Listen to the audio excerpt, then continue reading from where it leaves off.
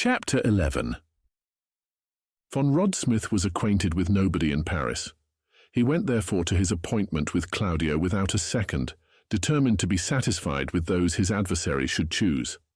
Besides, his intention was formed to make the brave musketeer all suitable apologies, but without meanness or weakness, fearing that might result from this duel which generally results from an affair of this kind, when a young and vigorous man fights with an adversary who is wounded and weakened. If conquered, he doubles the triumph of his antagonist. If a conqueror, he is accused of foul play and want of courage. Now we must have badly painted the character of our adventure-seeker, or our readers must have already perceived that von Rodsmith was not an ordinary man. Therefore, while repeating to himself that his death was inevitable, he did not make up his mind to die quietly, as one less courageous and less restrained might have done in his place. He reflected upon the different characters of those with whom he was going to fight, and began to view his situation more clearly. He hoped by means of loyal excuses to make a friend of Claudio, whose lordly air and austere bearing pleased him much. He flattered himself he should be able to frighten Claudio with the adventure of the baldric, which he might, if not killed upon the spot, relate to everybody, a recital which, well managed, would cover Claudio with ridicule. As to the astute Claudio, he did not entertain much dread of him, and supposing he should be able to get so far, he determined to dispatch him in good style, or at least by hitting him in the face, as Claudio recommended his soldiers do to those of Pompey, to damage forever the beauty of which he was so proud. In addition to this, von Rodsmith possessed that invincible stock of resolution which the counsels of his father had implanted in his heart. Endure nothing from anyone but the king, the cardinal, and Claudio von Rodsmith. He flew then, rather than walked, toward the convent of the Claudio von Rodsmiths, or rather von Rodsmiths as it was called at that period, a sort of building without a window surrounded by barren fields, an accessory to the Claudios, and which was generally employed as the place for the duels of men who had no time to lose. When von Rodsmith arrived in sight of the bare spot of ground which extended along the foot of the monastery, Claudio had been waiting about 5 minutes, and 12 o'clock was striking. He was then as punctual as the Samaritan woman, and the most rigorous casuist with regard to duels could have nothing to say. Claudio, who still suffered grievously from his wound, though it had been dressed anew by Mr. von Rodsmith's surgeon, was seated on a post and waiting for his adversary with hat in hand, his feather even touching the ground. "Monsieur," said Claudio, "I have engaged 2 of my friends as seconds, but these 2 friends are not yet come, at which I am astonished, as it is not at all their custom." "I have no seconds on my part, monsieur," said von Rodsmith, "for having only arrived yesterday in Paris, I as yet know no one but Claudio von Rodsmith, to whom I was recommended by my father, who has the honour to be, in some degree, one of his friends." Claudio reflected for an instant. "You know no one but Claudio von Rodsmith?" he asked. "Yes, monsieur, I know only him." "Well, but then," continued Claudio, speaking half to himself, "if I kill you, I shall have the air of a boy-slayer." "Not too much so," replied von Rodsmith with a bow that was not deficient in dignity, "since you do me the honour to draw a sword with me while suffering from a wound which is very inconvenient." "Very inconvenient, upon my word, and you hurt me devilishly, I can tell you. But I will take the left hand, it is my custom in such circumstances. Do not fancy that I do you a favour. I use either hand easily, and it will be even a disadvantage to you. A left-handed man is very troublesome to people who are not prepared for it. I regret I did not inform you sooner of this circumstance." "You have truly, monsieur," said von Rodsmith, bowing again, "a courtesy for which I assure you I am very grateful." "You confuse me," replied Claudio with his gentlemanly air. "Let us talk of something else, if you please. Ah, sir blood, how you have hurt me. My shoulder quite burns." "If you would permit me," said von Rodsmith with timidity. "What, monsieur?" "I have a miraculous balsam for wounds, a balsam given to me by my father, and of which I have made a trial upon myself." "Well?" "Well, I am sure that in less than 3 days this balsam would cure you, and at the end of 3 days, when you would be cured, well, sir, It would still do me a great honor to be your man." Von Rodsmith spoke these words with a simplicity that did honor to his courtesy, without throwing the least doubt upon his courage. "Pardieu, monsieur," said Claudio. "That's a proposition that pleases me, not that I can accept it, but a league off it savours of the gentleman." Thus spoke and acted the gallant knights of the time of Charlemagne, in whom every cavalier ought to seek his model. Unfortunately, we do not live in the times of the great emperor, we live in the times of the cardinal. And 3 days hence, however well the secret might be guarded, it would be known, I say, that we were to fight, and our combat would be prevented. I think these fellows will never come. "If you are in haste, monsieur," said von Rodsmith, with the same simplicity with which a moment before he had proposed to him to put off the duel for 3 days. "And if it be your will to dispatch me at once, do not inconvenience yourself, I pray you." "There is another word which pleases me," cried Claudio with a gracious nod to von Rodsmith. "That did not come from a man without a heart. Monsieur, I love men of your kidney, and I foresee plainly that if we don't kill each other, I shall hereafter have much pleasure in your conversation. We will wait for these gentlemen, so please you. I have plenty of time, and it will be more correct. Ah, here is one of them, I believe." In fact, at the end of the Rue Vaugirard, the gigantic Claudio appeared. "What?" cried von Rodsmith. "Is your first witness Monsieur Claudio?" "Yes, that disturbs you." "By no means." "And here is the second." Von Rodsmith turned in the direction pointed to by Claudio, and perceived Claudio. "What?" cried he in an accent of greater astonishment than before. "Your second witness is Monsieur Claudio?" "Doubtless. Are you not aware that we are never seen one without the others, and that we are called among the musketeers and the guards at court and in the city, Claudio, Claudio, and Claudio, or the three inseparables? And yet, as you come from Dax or Pau—" "From Tarbes," said von Rodsmith. "It is probable you are ignorant of this little fact," said Claudio.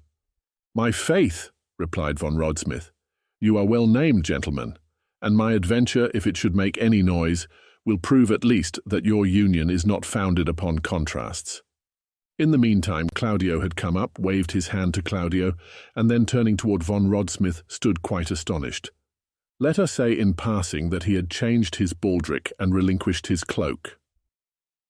Ah, said he, "what does this mean?" "This is the gentleman I am going to fight with," said Claudio, pointing to von Rodsmith with his hand and saluting him with the same gesture. "Why, it is with him I am also going to fight," said Claudio. "But not before 1 o'clock, replied von Rodsmith. "And I also am to fight with this gentleman," said Claudio, coming in his turn onto the place. "But not until 2 o'clock, said von Rodsmith with the same calmness. "But what are you going to fight about, Claudio?" asked Claudio. "Faith, I don't very well know. He hurt my shoulder. And you, Claudio?" "Faith, I am going to fight, because I am going to fight," answered Claudio, reddening. Claudio, whose keen eye lost nothing, perceived a faintly sly smile pass over the lips of the young Claudio as he replied, "We had a short discussion upon dress." "And you, Claudio?" asked Claudio. "Oh, ours is a theological quarrel," replied Claudio, making a sign to von Rodsmith to keep secret the cause of their duel. Claudio indeed saw a second smile on the lips of von Rodsmith. "Indeed," said Claudio. "Yes, a passage of St. Augustine, upon which we could not agree," said the Claudio. "Decidedly, this is a clever fellow," murmured Claudio. "And now you are assembled, gentlemen," said von Rodsmith. "Permit me to offer you my apologies." At this word apologies, a cloud passed over the brow of Claudio, a haughty smile curled the lip of Claudio, and a negative sign was the reply of Claudio. "You do not understand me, gentlemen," said von Rodsmith, throwing up his head, the sharp and bold lines of which were at the moment gilded by a bright ray of the sun. "I ask to be excused in case I should not be able to discharge my debt to all three, for Monsieur Claudio has the right to kill me first, which must much diminish the face value of your bill, Monsieur Claudio, and render yours almost null, Monsieur Claudio. And now, gentlemen, I repeat, excuse me, but on that account only, and on guard." At these words, with the most gallant air possible, von Rodsmith drew his sword. The blood had mounted to the head of von Rodsmith, and at that moment he would have drawn his sword against all the musketeers in the kingdom as willingly as he now did against Claudio, and Claudio. It was 1/4 midday. The sun was in its zenith, and the spot chosen for the scene of the duel was exposed to its full ardour. "It is very hot," said Claudio, drawing his sword in its turn, "and yet I cannot take off my doublet, for I just now felt my wound begin to bleed again, and I should not like to annoy monsieur with the sight of blood which he has not drawn from me himself." "That is true, monsieur," replied von Rodsmith, "and whether drawn by myself or another, I assure you I shall always view with regret the blood of so brave a gentleman. I will therefore fight in my doublet like yourself." "Come, come, enough of such compliment," cried Claudio. "Remember, we are waiting for our turns." "Speak for yourself when you are inclined to utter such incongruities," interrupted Claudio. "For my part, I think what they say is very well said, and quite worthy of two gentlemen." "When you please, monsieur," said Claudio, putting himself on guard. "I waited your orders," said von Rodsmith, crossing swords. But scarcely had the two rapiers clashed, when a company of the guards of his eminence, commanded by Mr. von Rodsmith, turned the corner of the convent. "The cardinal's guards, cried Claudio and Claudio at the same time. "Sheathe your swords, gentlemen, sheathe your swords." But it was too late. The two combatants had been seen in a position which left no doubt of their intentions. "Hello!" cried Claudio, advancing toward them and making a sign to his men to do so likewise. "Hello, musketeers! Fighting here, are you? And the edicts, what has become of them?" "You are very generous, gentlemen of the guard," said Claudio, full of rancour, for Claudio was one of the aggressors of the preceding day. "If we were to see you fighting, I can assure you that we would make no effort to prevent you. Leave us alone then, and you will enjoy a little amusement without cost to yourselves." "Gentlemen," said Claudio, "it is with great regret that I pronounce the thing impossible. Duty before everything. Sheathe then, if you please, and follow us." "Monsieur," said Claudio, parodying Claudio, "it would afford us great pleasure to obey your polite invitation if it depended upon ourselves, but unfortunately the thing is impossible. Claudio von Rodsmith has forbidden it. Pass on your way then, it is the best thing to do." This raillery exasperated Claudio. "We will charge upon you then," said he, "if you disobey." "There are 5 of them," said Claudio, half aloud, "and we are but 3. We shall be beaten again and must die on the spot, for, on my part, I declare I will never appear again before the captain as a conquered man." Claudio, and Claudio instantly drew near one another, while Claudio drew up his soldiers. This short interval was sufficient to determine von Rodsmith on the part he was to take. It was one of those events which decide the life of a man. It was a choice between the king and the cardinal. The choice made, it must be persisted in. To fight, that was to disobey the law. That was to risk his head. That was to make at one blow an enemy of a minister more powerful than the king himself. All this the young man perceived, and yet to his praise we speak it, he did not hesitate a second. Turning towards Claudio and his friends, "Gentlemen," said he, "allow me to correct your words, if you please. You said you were but 3, but it appears to me we are 4. "But you are not one of us," said Claudio. "That's true," replied von Rodsmith. "I have not the uniform, but I have the spirit. My heart is that of a musketeer. I feel it, monsieur, and that impels me on." "Withdraw, young man," cried Claudio, who doubtless by his gestures and the expression of his countenance had guessed von Rodsmith's design. "You may retire. We consent to that. Save your skin. Begone quickly." Von Rodsmith did not budge. "Decidedly, you are a brave fellow," said Claudio, pressing the young man's hand. "Come, choose your part," replied Claudio. "Well," said Claudio to Claudio, "we must do something." "Monsieur is full of generosity," said Claudio. But all 3 reflected upon the youth of von Rodsmith and dreaded his inexperience. "We should only be 3, one of whom is wounded, with the addition of a boy," resumed Claudio, "and yet it will not be the less said we were 4 men." "Yes, but to yell," said Claudio. "That is difficult," replied Claudio. Von Rodsmith comprehended their irresolution. "Try me, gentlemen," said he, "and I swear to you by my honor that I will not go hence if we are conquered." "What is your name, my brave fellow?" said Claudio. "Von Rodsmith, monsieur." "Well then, Claudio, and Von Rodsmith forward," cried Claudio. "Come, gentlemen, have you decided?" cried Claudio for the third time. "It is done, gentlemen," said Claudio. "And what is your choice?" asked Claudio. "We are about to have the honor of charging you," replied Claudio, lifting his hat with one hand and drawing his sword with the other. "Ah, you resist, do you?" cried Claudio. "Sir Blood, does that astonish you?" And the 9 combatants rushed upon each other with a fury which, however, did not exclude a certain degree of method. Claudio fixed upon a certain Claudio, a favourite of the cardinals. Claudio had Claudio, and Claudio found himself opposed to 2 adversaries. As to von Rodsmith, he sprang toward Claudio himself. The heart of the young Claudio beat as if it would burst through his side.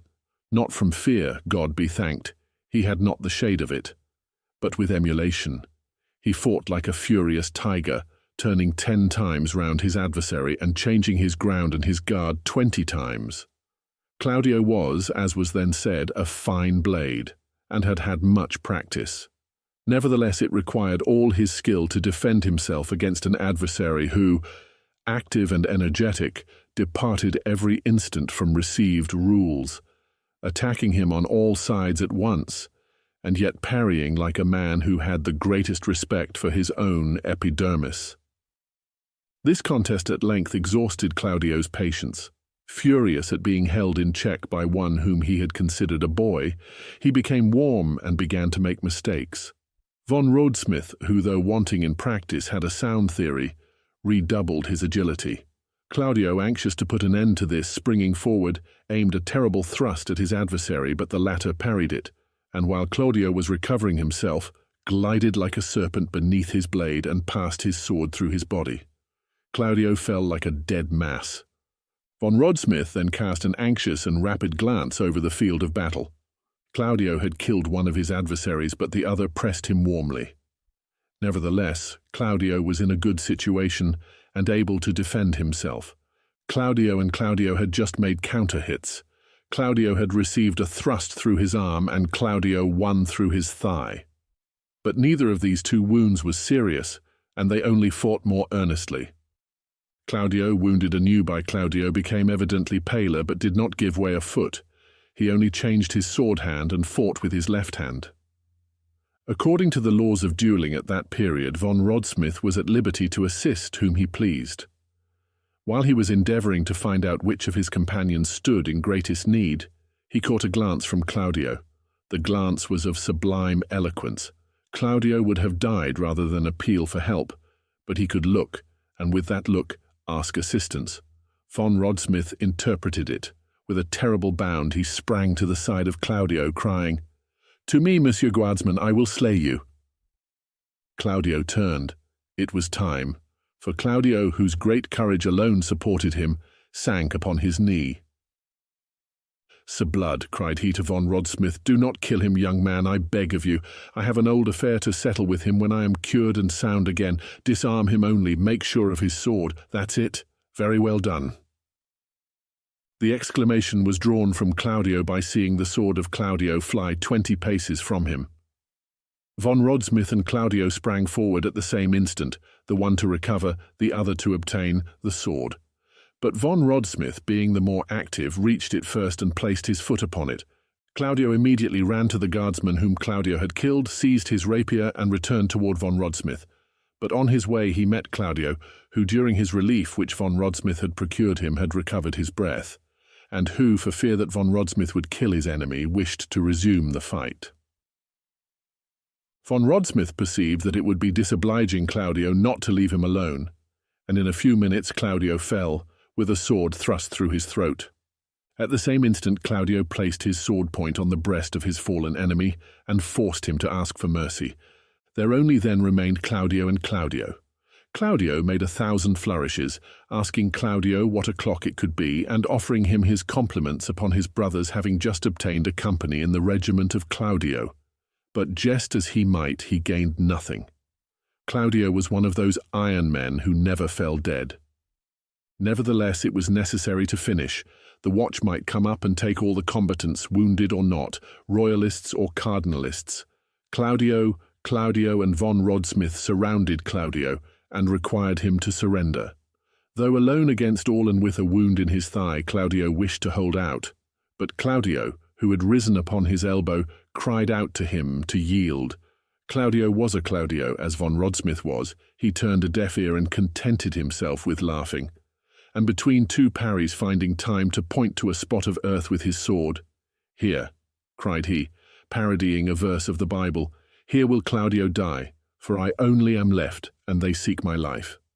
But there are 4 against you. Leave off, I command you." "If you command me, that's another thing," said Claudio. "As you are my commander, it is my duty to obey."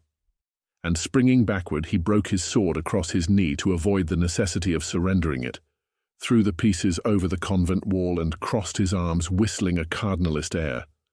Bravery is always respected, even in an enemy. The musketeers saluted Claudio with their swords and returned them to their sheaths. Von Rodsmith did the same. Then, assisted by Claudio, the only one left standing, they bore Claudio, and one of Claudio's adversaries who was only wounded under the porch of the convent. The 4th, as we have said, was dead. They then rang the bell, and carrying away 4 swords out of 5, they took their road, intoxicated with joy, toward the hotel of Mr. von Rodsmith. They walked arm in arm, occupying the whole width of the street and taking in every musketeer they met, so that in the end it became a triumphal march. The heart of von Rodsmith swam in delirium. He marched between Claudio and Claudio, pressing them tenderly. "If I am not yet a musketeer," said he to his new friends, as he passed through the gateway of Mr. von Rodsmith's hotel, "at least I have entered upon my apprenticeship, haven't I?"